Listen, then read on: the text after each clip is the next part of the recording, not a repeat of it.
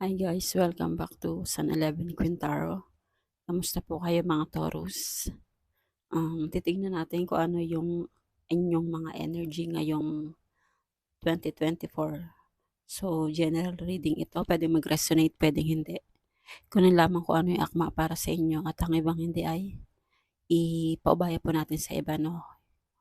So, thank you, no, sa patuloy na pagsuporta. Maraming salamat po. At sa walang sawang pagsuporta, maraming salamat po. Merry Christmas po sa inyong mga Taurus. So, titignan natin kung ano ang iyong mga total energy, Taurus, this 2024.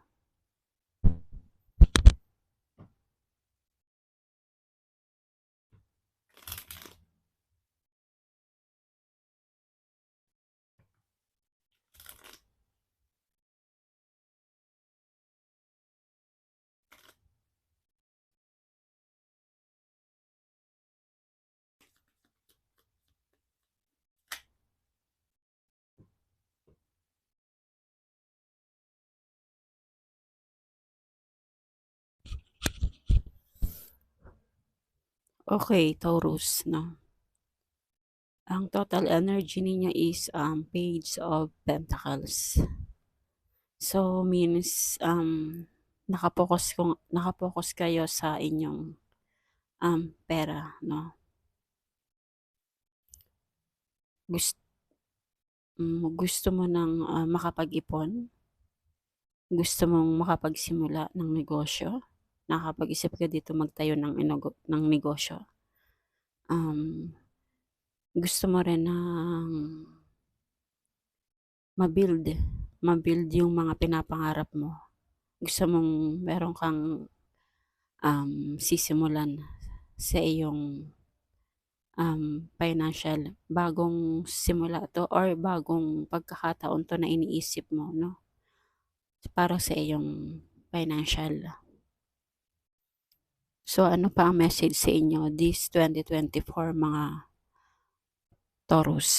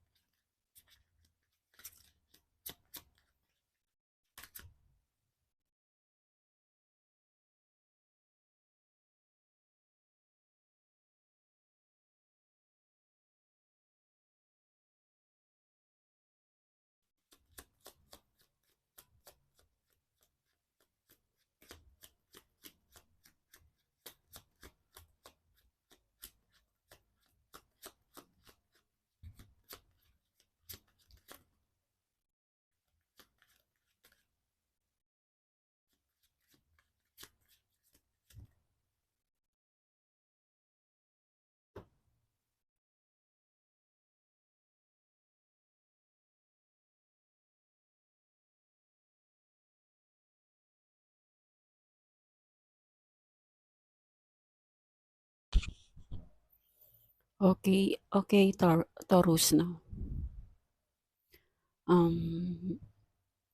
Energy nyo to, Taurus, um, Pentacles and Nine of Pentacles and Page of Pentacles. Meron din kayong kadiling dito na Earth sign, Aries, Leo, Sagittarius, and Libra, and fire sign. May kadiling kayo ditong Earth sign, Gemini, Libra, Aquarius, and fire sign, Aries, Leo, Sagittarius, and Libra. So, dito no, Taurus, meron ka ng ano, may hawak ka na 'no, may hawak ka na na financial. Ayaw mo ayaw mo nga itong, um, kumbaga ayaw mo masyadong maglabas 'no.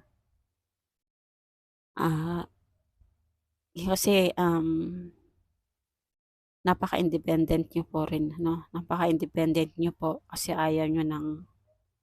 um, ayaw niyong umasa 'no. Gusto niyong sarili niyong kayod, gusto niyong sarili niyong trabaho, sarili niyong diskarte kasi,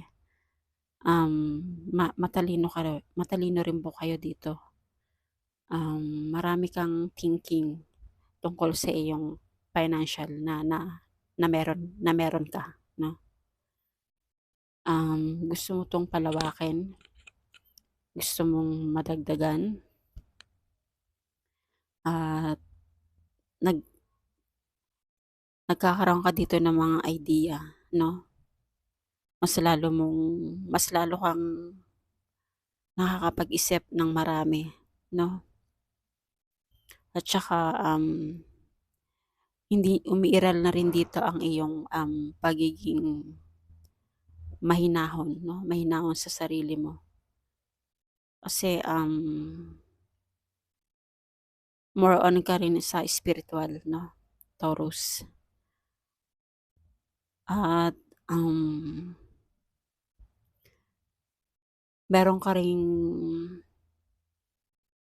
ipinaglalaban 'no, sa sarili mo or meron kang tinatago sa iyong sarili na gusto mong makuha yung justice na, ipinaglalaban mo 'no, pinoprotektahan mo ito. Nagiging balanse ka rin 'no, kaya nandito yung pagiging pasensyo pagka-patient niya 'no,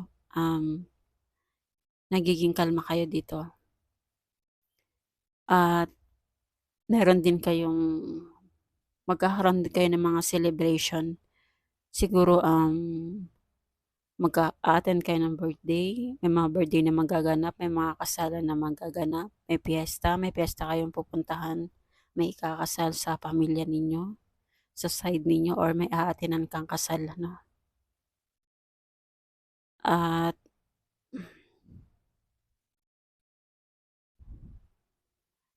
at meron ka rin ditong gustong gawin. Marami kang thinking, um, King of Swords, thinking about your financial 'no. So ano pang message sa inyo, Taurus?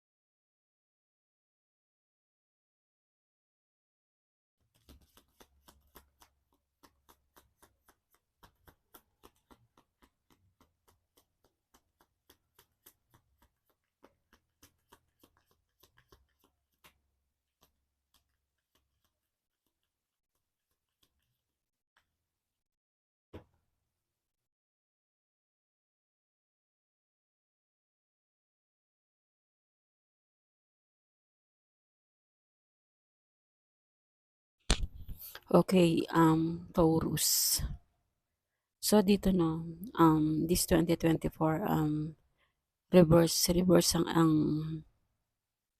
itong illness na 'to. So means, magiging malakas ang iyong katawan this 2024, malayo ka sa, um, mga sakit 'no, magiging malakas ang iyong pangangatawan 'no. Kailangan niyo talagang maging malakas ang iyong pangangatawan kasi, may mga pamilya na umaasa sa inyo or may pamilya ka na kailangan mong suportahan 'no. At gusto niyo kasi ng, maalaga sa pamilya ninyo 'no. Masyado kayong more on family 'no, ang iniisip ninyo, yung um, mga needs nila na kailangan mong maibigay sa kanila, yung mga pangangailangan nila 'no. At mag-ingat po 'no sa mga, accident 'no. 'Wag basta-basta sa, um, yung dapat 'pag nagda-drive kayo or may pupuntahan kayo na dala-dala niyo yung sasakyan niyo or, meron kayong pupuntahan or nakamotor kayo 'no or naka-bike kayo, mag-ingat po kayo baka, um, ma-outbalance or may masagi 'no, mag-ingat po. Um, and Ayun, nagkakaroon talaga kayo dito ng patient na nananahimik kayo 'no, gusto niyo ng privacy 'no, ayaw niyo ng istorbo 'no, at itong ipinaglalaban mo 'no, hindi mo pa nakukuha 'no. Kumbaga kasi nga, kailangan mo munang kailangan mo muna sigurong protektahan kung ano man 'tong, ipinaglalaban mo, um, sa mga s meron sigurong sitwasyon na meron kang gustong, makuha 'no, na pinagsusumikapan mo, ipinaglalaban mo na kailangan mo ng sigurong proteksyon 'no or meron kang pinoprotektahan na na hindi mo pinapaalam sa iba or, kailangan mo ng i-keep 'no. So ano pa ang message sa inyo this 2024? Hihingi po tayo ng self-care, more on family po kayo dito. Ang nakikita ko po dito is more on family. More on family sa yung mga needs nila at, um, more on financial din po. Makakuha ng mga, pera na kailangan pang-suporta sa pamilya 'no. So titingnan natin kung ano ang iyong self-care ngayong 2024.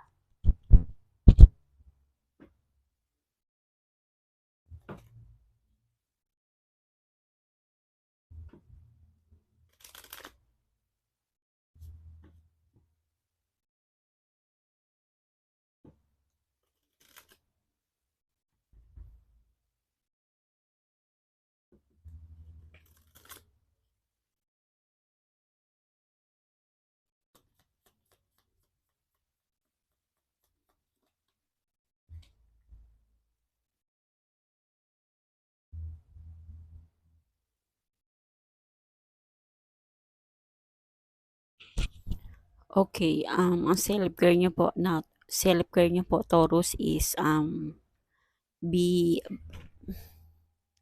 be balance po 'no. Nandito rin kaya rin siguro lumabas dito si, temperance and justice. Kailangan niyong ibalanse po 'no, ibalanse at, 'pag, patient 'no, patient sa sarili 'no. 'Wag masyadong magalit, 'wag mabilis gumalit 'no, at 'wag laging mainit ang ulo 'no. Kailangan po ng patient ngayong 2024 'no, para, magtuloy-tuloy itong mga iniisip mo tungkol sa iyong gustong simulan, tungkol sa iyong pera 'no. So, yan po message sa inyo this 2024 Taurus. Thank you po. And Merry Christmas po. Thank you po and God bless.